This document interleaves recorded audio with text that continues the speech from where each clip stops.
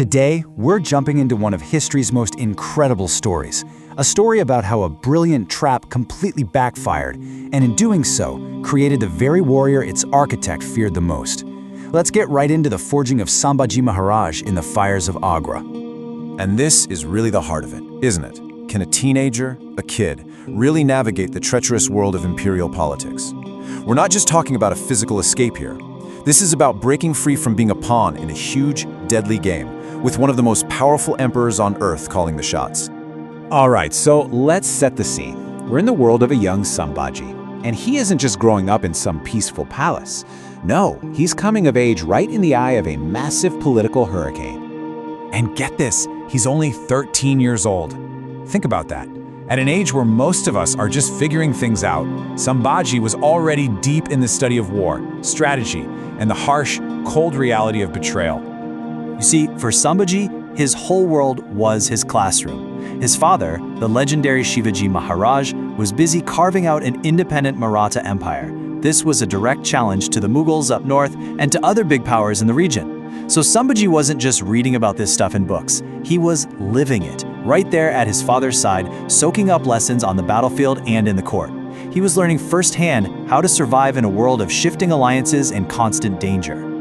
Now, every great story needs a powerful villain, right?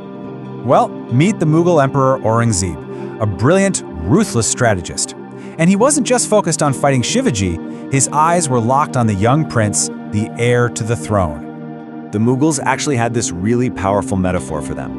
Shivaji, he was the sun, already established, powerful, shining bright.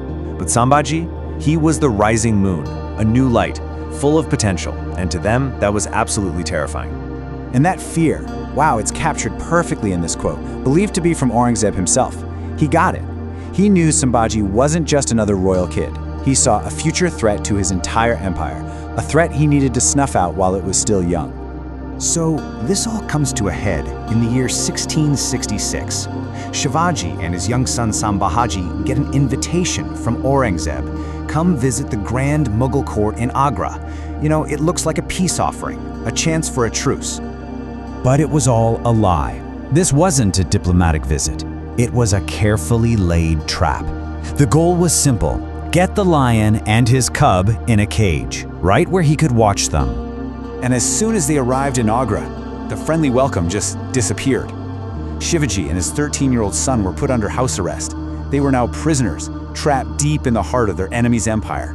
This was it, the ultimate test. And it's right here, under all this pressure, that you see what this kid is truly made of. First, incredible patience. He never once panicked. Then, sharp intelligence.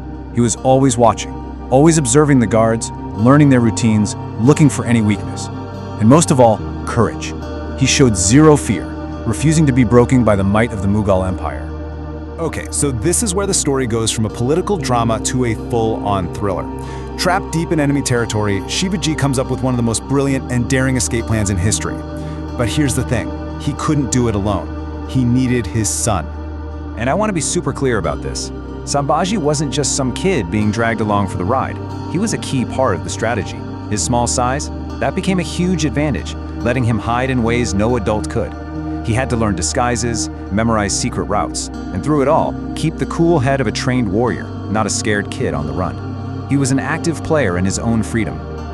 And you can just imagine this moment of realization for his father, seeing his son perform like this, under this kind of pressure. Shivaji knew the trial by fire had worked. His heir wasn't just a boy anymore. He was being forged into a true successor. Because the prince who finally made it back home from Agra, he was not the same person who had left. This experience had changed him down to his very core. The transformation was just total. He went to Agra as a brave young prince, a student learning about politics. He came back a battle-hardened warrior and a true master of strategy. All those lessons he learned in theory, now they were burned into his mind through real life-or-death experience. He'd looked his enemy in the eye, felt the sting of betrayal, and used his own wits to escape. What came out of that ordeal was this powerful new combination. He already had the heart of a lion, but Agra gave him the mind of a fox. He was now the complete package, a warrior who was just as smart as he was strong. And that really leaves us with this final, powerful idea to think about. This whole ordeal wasn't just some exciting chapter from his youth, it was the event that made him who he was. This is how you create a leader tough enough to defend an empire against impossible odds. Forged in the fires of Agra, Sambhaji was now ready to shape the destiny of a subcontinent.